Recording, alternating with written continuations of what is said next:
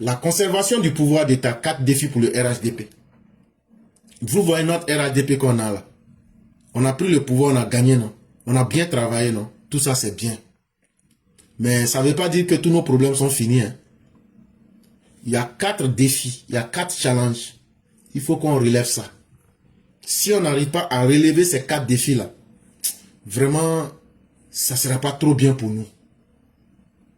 C'est que le président Ouattara craignait quand il était à Katiola en 2015 et puis il a parlé de l'avenir des grands partis en Afrique qui disparaissent après les leaders là. C'est ça qui va nous arriver. On n'est pas encore allé loin, hein, mais si on se dit ça maintenant là, que ça reste dans les têtes, comme ça on ne va pas oublier. Les travaux de Maurice Duverger sur l'organisation des partis politiques montrent que leur solidité tient avant tout à leur cohésion interne et à la conviction commune de leur capacité à gouverner. Un parti qui aspire à s'inscrire dans la durée ne peut tolérer que le doute s'installe au cœur de sa propre légitimité. Et donc lorsque vous voyez les grands partis politiques, comme disait Maurice Duverger, ce qui fait que un parti devient un grand parti et un parti devient un parti fort et un parti qui peut diriger pendant très longtemps, c'est l'entente entre les membres de ce même parti-là. Dans tous les partis politiques du monde, là, tu vas trouver, sur des questions, Black et moi, on ne va pas s'entendre. Sur d'autres questions, Mère Salé et moi, on ne va pas s'entendre. Sur d'autres questions, Bibi et moi, on ne va pas s'entendre. Sur d'autres questions, Mère Blanc et moi, on ne va pas s'entendre. Mais ça ne veut pas dire qu'on est opposé. On est dans le même RHDP, là. Et donc, là, cette diversité de pensées, cette multitude de pensées, là, ne doit pas être un problème pour détruire la cohésion interne. Parce que si on est unis, là, c'est ce qui nous donne la foi, la croyance, ce qu'on appelle en politique la conviction d'aller et d'être capable de gouverner. Et le rôle de tout parti politique, c'est de rester le plus longtemps possible dans la scène ou même à la tête du pouvoir pour essayer de mettre au maximum possible l'idéologie que ce parti a en marche pour faire le bonheur de son peuple. La continuité au pouvoir ne dépend pas seulement des élections, mais d'une organisation forte et d'une confiance collective dans un projet crédible porté par une réelle capacité à gouverner dans le temps. En vérité, dire que j'ai été élu et mon parti a gagné les élections là, c'est une très bonne chose. Ce n'est qu'un élément des actions de démocratie. Mais une organisation forte et la confiance que les membres du parti portent dans le projet de société du parti là, c'est ce qui donne de la force à un parti pour pouvoir gouverner et mettre en place son programme de gouvernement de la plus belle des manières. Lorsque l'alternance est perçue comme inévitable et vécue dans le doute, le parti commence à se fragiliser avant même qu'il ne survienne. Mais chaque parti politique, aucun dirigeant n'est éternel. Et à des moments, il arrive que dans le parti politique, on veut changer, on veut faire une alternance, on veut changer d'homme. Comme ça sera le cas, ou même c'est le cas en ce moment du RHDP. Ce sont des moments qui sont toujours un peu difficiles parce que ça apporte des doutes. Et si on ne sait pas comment utiliser le doute, ça finit par fragiliser le groupe, ça finit par détruire la confiance entre les éléments, entre les membres du parti, et ça fragilise le parti. Ainsi, la menace ne vient plus seulement de l'extérieur, elle naît d'une perte de confiance interne. Et donc, qu'est-ce qui se passe? Alors que les opposants sont là, eux ne vont jamais vous faire de cadeaux, mais compte tenu du fait que aujourd'hui l'alternance qui a apporté un doute a fragilisé le parti de l'intérieur, ça fait aujourd'hui que donc les gens perdent la confiance à l'intérieur même du parti. La cohésion du parti s'effrite. Or, sans la confiance collective, aucune ambition durable ne peut tenir. Si dans un parti politique, c'est vrai on peut avoir des idées différentes, mais si on n'a pas confiance les uns dans les autres, ça finit par détruire l'ambition même du parti politique. La conviction n'est pas de l'arrogance, c'est une discipline. Elle repose sur la confiance dans son projet, appuyé par les résultats, la cohérence et la capacité à se renouveler. En politique, lorsqu'on vous parle de conviction, dans la religion, c'est ce qu'on appelle la foi. La foi, ce n'est pas de l'arrogance. Quand tu exprimes ta foi, on va ah, lui là, c'est un frère en Christ. Ah, il en fait trop. Non, ce n'est pas de l'arrogance. C'est un niveau de compréhension. C'est parce que sa foi repose sur une confiance dans le projet que si lui meurt là, il va rentrer au paradis, il sera à la droite du Seigneur. Et déjà là, il expérimente certains aspects, certains avantages de sa foi. C'est ce qu'on appelle en politique des résultats. Et pour lui, le dogme devient de la cohérence parce que ça lui permet d'avoir foi en la vie, que ce soit ici ou en la vie éternelle. Dans la politique, c'est la même chose. En politique, la conviction, c'est l'idéologie. Et l'idéologie politique, là, quand tu l'exprimes, là, c'est de la discipline. Et pourquoi l'idéologie? C'est de la discipline. Parce que c'est avoir confiance dans un projet. Et ce projet-là donne des résultats. Comme le RHDP aujourd'hui, on voit tout sur le terrain. C'est pas caché. C'est pas film hindou. Et aujourd'hui, la cohérence et la capacité du RHDP à se renouveler, puisqu'on avance, les projets avancent, on regarde où ça n'a pas marché et on essaye d'améliorer notre capacité à nous renouveler. C'est ce qui nous donne une nouvelle vie pour toujours continuer à convaincre les Ivoiriens. Tout est de sa capacité à gouverner, affaiblit les militants, désorganise le parti et installe un sentiment de fin de cycle. En politique, la force vient aussi de la confiance collective. On gouverne d'abord par la confiance que l'on a en soi et que l'on inspire aux autres. Et ici en politique, lorsque tu es un parti politique, il y a une chose qui est très importante, c'est ta capacité à gouverner. Et lorsque dans ta capacité à gouverner, vous vous sentez à cause d'une transition, vous vous désorganisez, cela finit par affaiblir les militants. Cela finit par avoir un impact, un doute sur la confiance globale des militants. Retenez une chose, on gouverne parce que les populations ont confiance en nous. Mais on gouverne parce que nous, on a confiance en nous-mêmes. Et si les gens n'ont pas confiance en toi, comment ils peuvent aller te voter?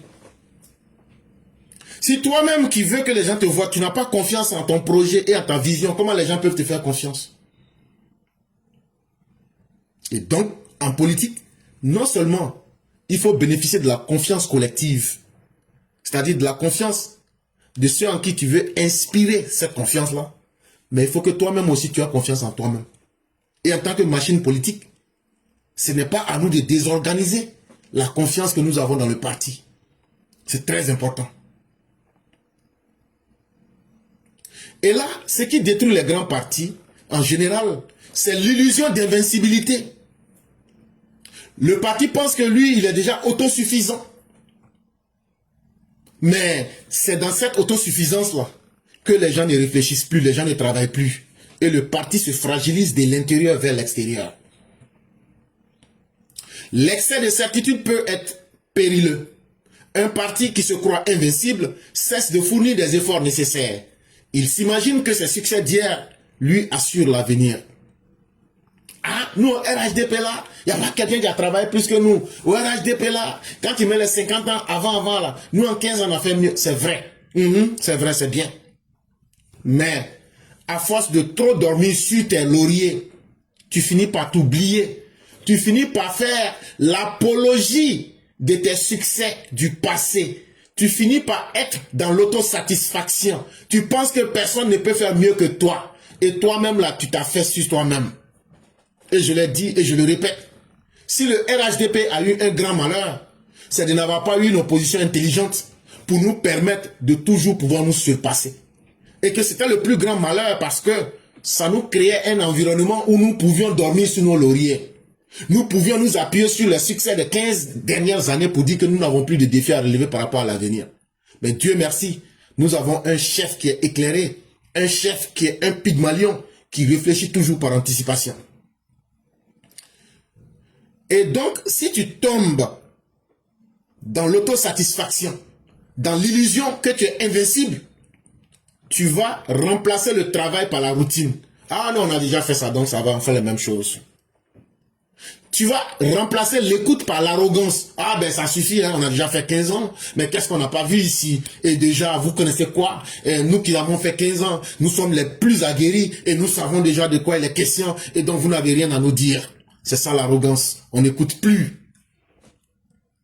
On remplace la proximité à une simple répartition des tâches ou des fonctions. Et ça, ce n'est pas bon pour un parti. Pourquoi? L'invincibilité supposée produit un double affaissement. Un affaissement stratégique et un affaissement moral. Affaissement stratégique parce qu'elle réduit la vigilance face aux mutations sociales, économiques et générationnelles. Quand tu tombes dans le sentiment de penser qu'il n'y a plus de défis à relever et que tout est déjà un acquis, tu peux t'affaisser. Tu peux toi-même la tomber dans ton propre piège 2 fois. Premier piège, tu vas te dire comme déjà tout est fait là-haut. Donc là, tout ce que les gens disent là, c'est woba woba. Il n'y a plus rien à faire, tout est déjà fait. Au plan social, au plan économique, il n'y a plus rien à faire. Même aussi, en termes de l'avenir, il n'y a plus rien à faire. Donc, restons là et continuons dans le même modèle. Mais ça peut avoir aussi un affaissement moral parce qu'elle éloigne le parti de ses racines fondatrices, de ses valeurs, de ses sacrifices, de ses combats initiaux qui ont forgé son identité et sa personnalité. Sachez que chaque parti politique a une identité. Sachez que chaque parti politique a un dogme. C'est ce qu'on appelle l'identité idéologique. Sachez que chaque parti politique a une méthode. C'est ce qu'on va appeler par exemple le nom qu'on donne à ce parti, socialiste, démocratique ou etc. Et donc chaque parti, quand il vient sur la scène là, il vient avec un idéal, il vient avec une vision, il vient avec des racines qui ont fondé sa création. Et si vous êtes dans l'autosatisfaction, qu'est-ce qui va arriver? Vous allez vous éloigner de vos propres valeurs. Vous allez vous éloigner de votre propre histoire. Des éléments qui ont fait que vous êtes venu en politique, vous allez vous éloigner de cela. Vous allez oublier les sacrifices que les militants et les gens qui sont dans le parti ont fait. Vous allez oublier l'histoire des combats qui ont été menés pour que votre parti ait une identité. Et ça, c'est ce qui fonde les partis. Un parti durable est celui qui puise dans sa mémoire une véritable source d'énergie. Oublier ses racines, c'est prendre le risque de perdre le sens de sa mission et de son utilité historique. Lorsqu'il néglige sa base, ses militants et ses territoires, le parti se coupe progressivement du corps social. La fragilité ne vient alors pas d'abord de l'opposition, mais de l'autosatisfaction, et c'est ainsi que s'installe le doute.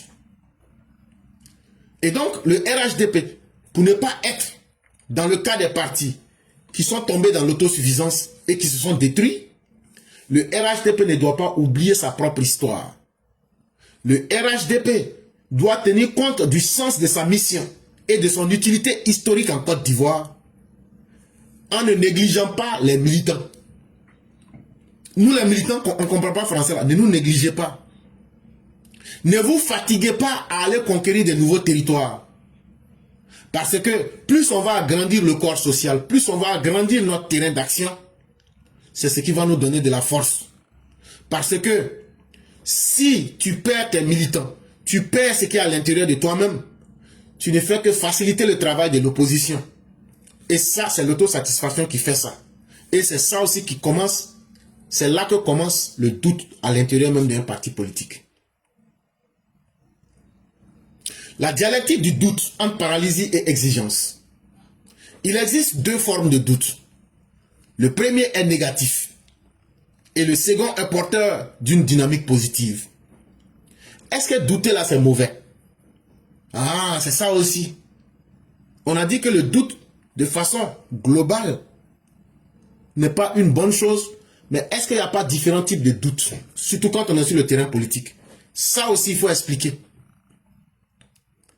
Si nous prenons le doute et que nous le divisons en 2, il y a le doute de la paralysie qui affaiblit la cohésion et qui installe un sentiment d'impuissance.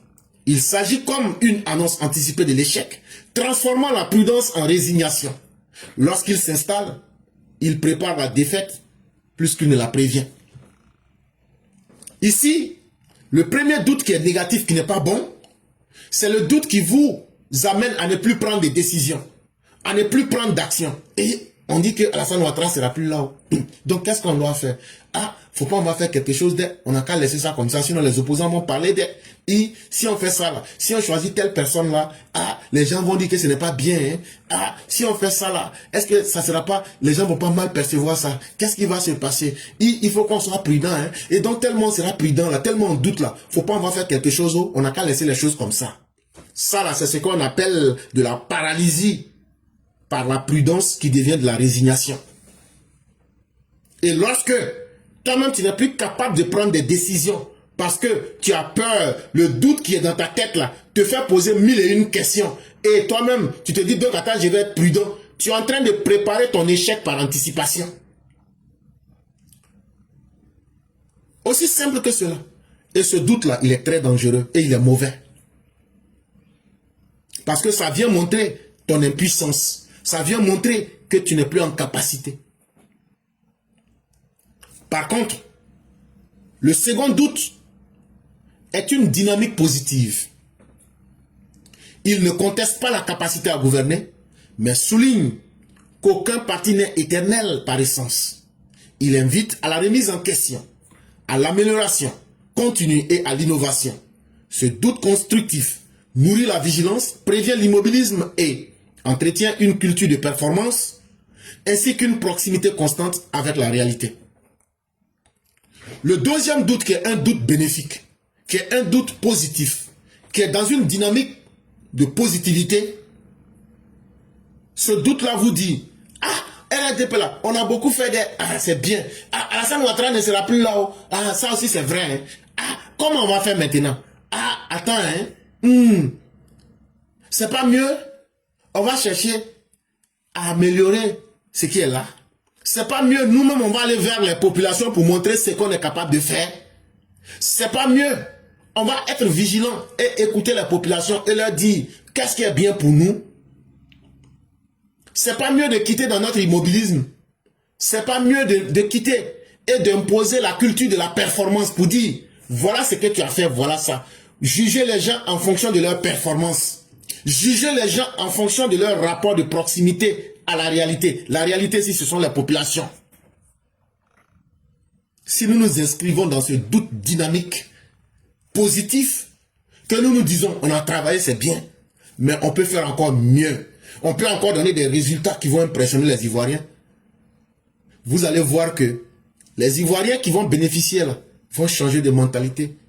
Parce qu'on se sera rapproché d'eux avec des résultats, avec une culture de performance qui a amélioré leur quotidien, qui a réinventé leur vie à travers l'innovation. Et ça, c'est comme ça que les grands partis politiques arrivent à se maintenir parce qu'ils se posent toujours des questions. Et que doit donc faire le RHDP? C'est aussi la question qu'on va se poser. Pour le RHDP, la ligne de conduite devrait s'inscrire dans cette tension féconde. Assumer pleinement sa vocation à gouverner longtemps tout en cultivant une vigilance permanente. Pour le RHDP, ce n'est pas aussi difficile qu'on le croirait. Le RHDP est déjà dans une bonne dynamique. Tout ce que le RHDP doit faire, c'est de continuer à gouverner pleinement en cultivant la vigilance et en se posant toujours des questions. Qu'est-ce que nous n'avons pas fait qui ne nous satisfait pas et qui ne satisfait pas les Ivoiriens? Et qu'est-ce que nous pouvons faire pour toujours continuer à satisfaire davantage les Ivoiriens? Tant que nous serons dans cette dynamique, que nous nous posons des questions, que nous doutons de ce que nous faisons, en disant nous pouvons faire mieux, c'est ça qui va nous permettre de rester là pendant longtemps. Et ça implique 4 facteurs. 1. Renforcer la cohésion interne en évitant les fractures symboliques et les rivalités destructrices. Il y a des choses qui se passent au RHDP qui ne sont pas bien.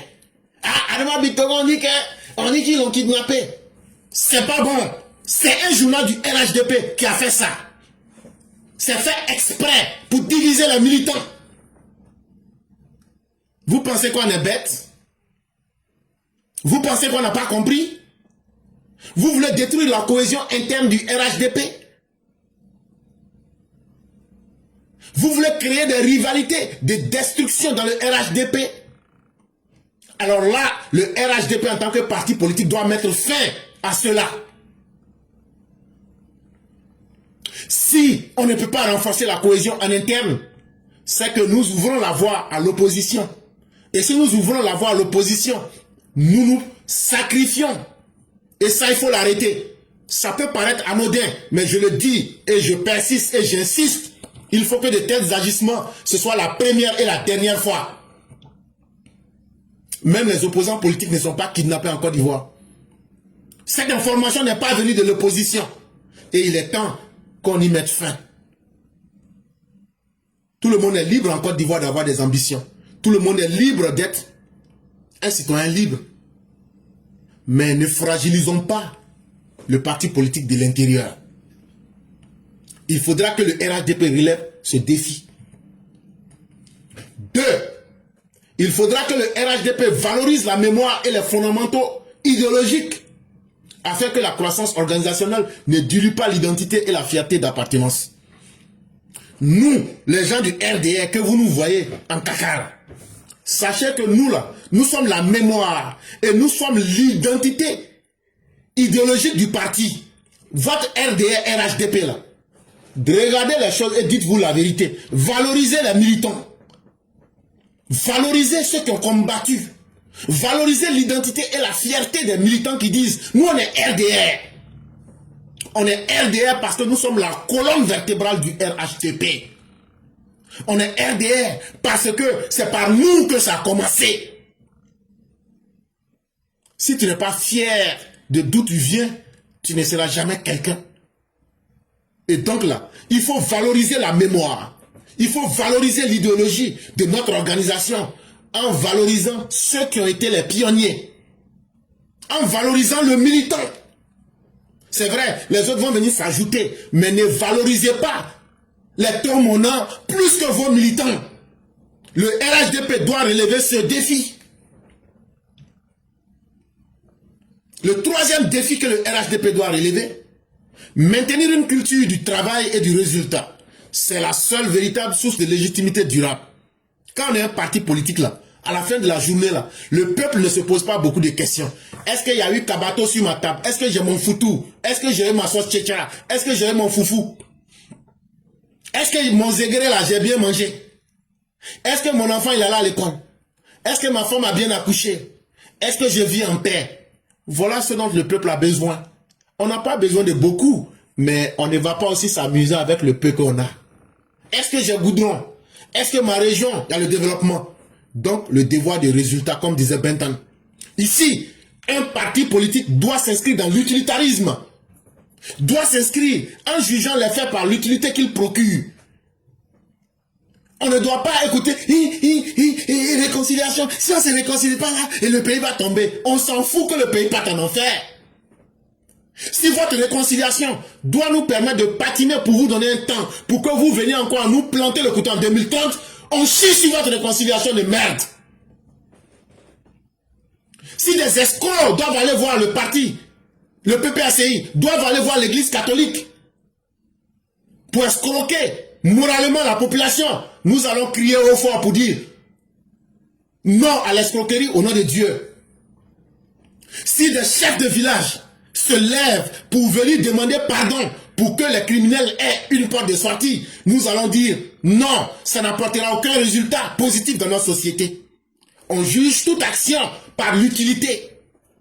Le pardon qui sera accordé à ces bandits n'est qu'un pardon qui va détruire notre société, n'est qu'un pardon qui va nous faire patiner et différer le malheur.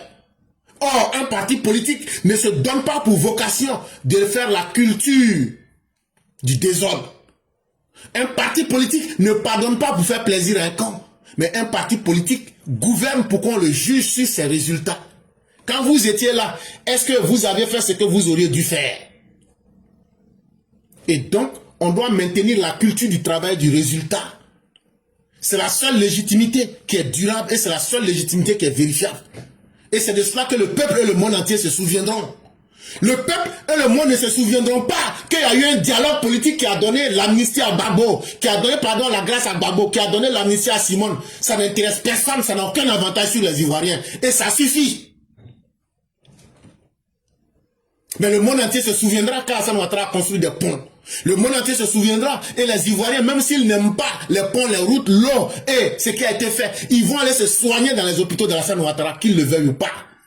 Et c'est ça la meilleure légitimité d'un parti politique, du travail et du résultat. Et donc, il faudrait que nous arrêtions et que nous quittions rapidement dans les sentiers battus, dans ce que l'opposition nous amène à faire pour leur faire plaisir. Si Gbagbo rentre pas en Côte d'Ivoire, il n'aura pas paix. Gbagbo est rentré. Si Gbagbo, là, on lui permet pas de créer un parti politique, on va brûler la Côte d'Ivoire. Il a créé un parti politique. Si Gbagbo, là, on met pas son nom sur la liste électorale, on va brûler la Côte d'Ivoire. Est-ce qu'ils ont pu brûler la Côte d'Ivoire? Est-ce que vous n'êtes pas en paix? Donc ça veut dire qu'ils étaient dans le mensonge. Parce que Gbagbo est venu en Côte d'Ivoire, ils ont changé de langage pour dire que Gbagbo, là, il faut qu'il soit président. S'il n'est pas président, il va se battre. Et cette culture de suivre les autres, là, ça montre l'incapacité du parti politique. On veut faire plaisir à qui? C'est aux Ivoiriens qu'on doit faire plaisir. Et comment on fait plaisir aux Ivoiriens? C'est de faire du travail. Vous avez besoin de route. Avant que vous ne demandiez la route, nous l'avons fait. Vous aviez besoin d'eau, nous avons réalisé cela. Les résultats sont en face de vous. Nous avons travaillé. Tout le reste n'est que du flatus vocis, n'est que du bavardage. Vous avez besoin de paix et de sécurité, nous vous avons maintenu en paix et en sécurité. Voilà ce dont les uns et les autres se souviendront. Voilà d'où nous tirerons notre légitimité. Et c'est ce qui va faire que les gens, même quand on ne sera plus au pouvoir, ils vont dire, quand eux ils étaient là, eux au moins ils nous apportaient ce qu'on voulait. Votre réconciliation là, ça n'a pas enrichi un Ivoirien. Votre réconciliation de merde, ça n'a pas sauvé la vie de nos parents que vous avez donné à la mort. Et ça n'a pas changé vous-même vos comportements. En 2010, ce que vous avez fait, vous avez répété en 2020. En 2025, vous avez répété. Et vous demandez pardon pour pouvoir répéter en 2030. Il faudrait que le gouvernement quitte dans ça. Et le quatrième défi pour le RHDP, c'est d'instituer un doute positif, conçu comme un outil de réforme et non comme un aveu de faiblesse. Il faudrait que le RHDP accepte les critiques. C'est le moment le plus utile pour nous, en tant que des militants éclairés, de toujours regarder les actions du gouvernement avec beaucoup de doutes et de nous dire voilà ce qui marche et voilà ce qui ne marche pas. De toujours pousser nos dirigeants par la critique interne à l'intérieur de notre parti politique pour éveiller les consciences et pour toujours maintenir nos dirigeants dans le travail.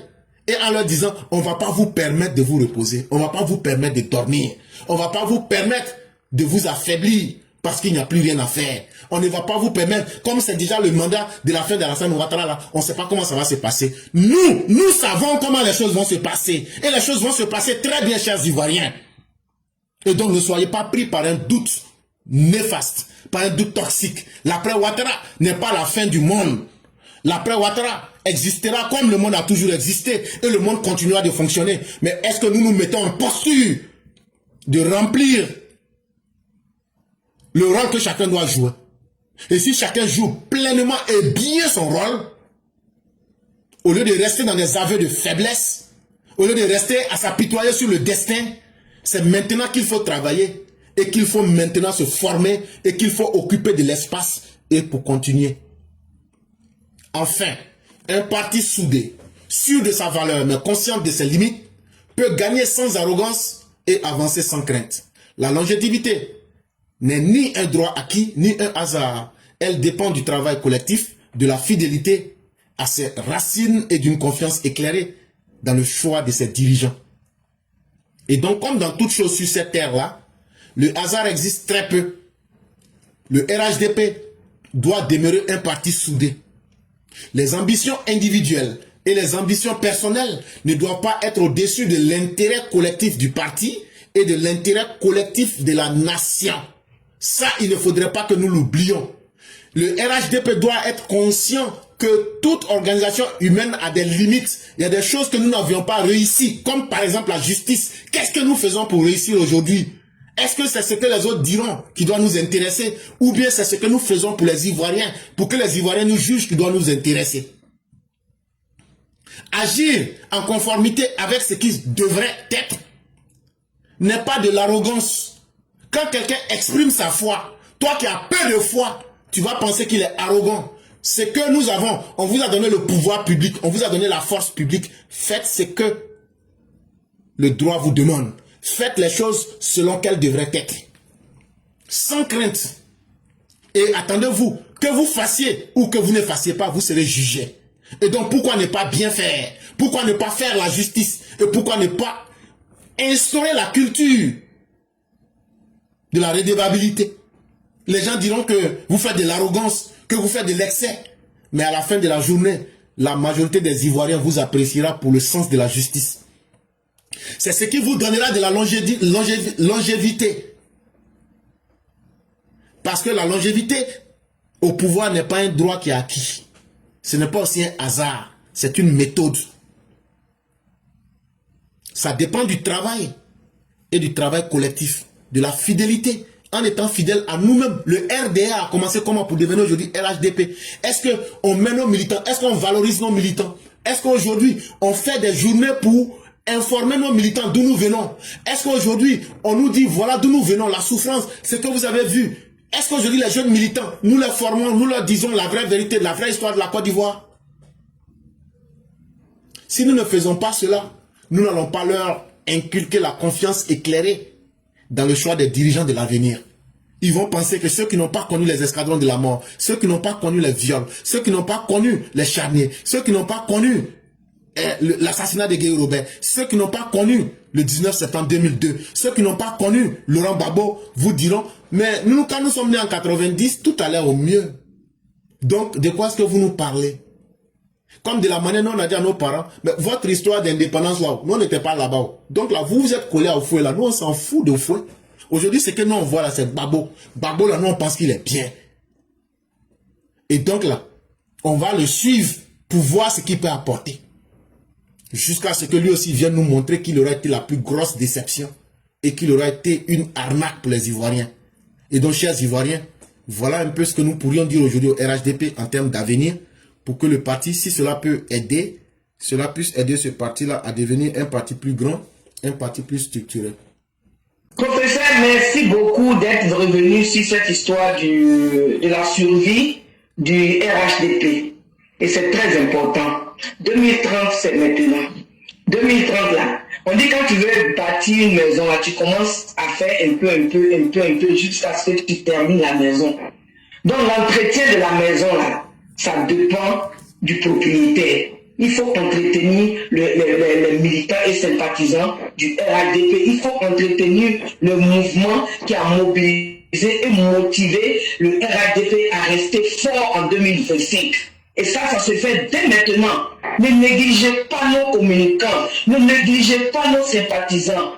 Franchement, RHDP, si vous voulez que ce parti reste un parti fort là, ce que vous avez déjà sous la main là, entretenez-les d'abord. Vous les entretenez et puis la maison va continuer à s'agrandir. Mais si c'est même que vous aviez déjà sous la main là, vous les tenez à s'affaiblir là, même si même qui veulent venir vous rejoindre, ça va les décourager. Et franchement, le Coran a dit quelque chose. S'il y a des militants qui ont tant souffert dans ce pays-là, ce sont les militants du RDR, venus du RDR. Oui, c'est nous qui avons perdu nos parents. Oui, c'est nous qui avons perdu nos frères, nos maris, nos enfants. Oui, c'est le RDR là qui a tant saigné dans ce pays. Donc moi, je ne trouve pas qu'un militant du RDR doit être négligé et rester à son sort. Franchement. Et c'est souvent Dieu qui est venu mélanger cette lutte là. Voilà pourquoi Dieu même le chicote jusqu'à ce que lui-même a son parti là-même là. Tout le monde est en train de fuir. Ils sont tous en train de fuir. Parce que le Dieu là, c'est un Dieu de vérité. Et Dieu n'est que où il y a la vérité. Franchement, le club, je te dis merci d'être retourné sur vraiment les bases et en nous donnant même plein de solutions au RHDP. Donc vraiment, professeur, c'était juste pour te dire vraiment merci, que Dieu continue de te bénir et que Dieu nous garde dans ses grâces. Merci encore de tout ce que vous avez dit et surtout que le RHDP aide ses communicants, les organise. Moi en tout cas, je ne serai pas dedans parce que moi je n'ai même pas envie d'être dans ça. Mais au moins, vraiment, ceux qui ont le courage de le faire, maximisez et renforcez vos communicants. C'est très important. Donnez-leur envie de se battre pour vous. C'est ce qui aussi peut attirer parce que c'est des volontaires qui font beaucoup. Et il ne faut pas les négliger. Aujourd'hui, la toile a été très utile dans le combat que nous menons. Si vous voyez aujourd'hui des gens qui sont des débrouillards qui ont pu contrer le système russe de désinformation. Si personne ne faisait ce travail-là, le pays se porterait très mal. Et continuons ce combat qui vaut la peine d'être mené parce que ça sauve des vies, ça ouvre des esprits. Et ce n'est pas un combat qui est en vain, surtout que c'est un combat qui est fait pour aider un pays, mais surtout pour ouvrir la voie aux nouvelles générations avec les preuves, les arguments. Il faut dire vraiment merci à tous les RHDP qui, de quelque manière que ce soit, continuent honnêtement de faire ce combat.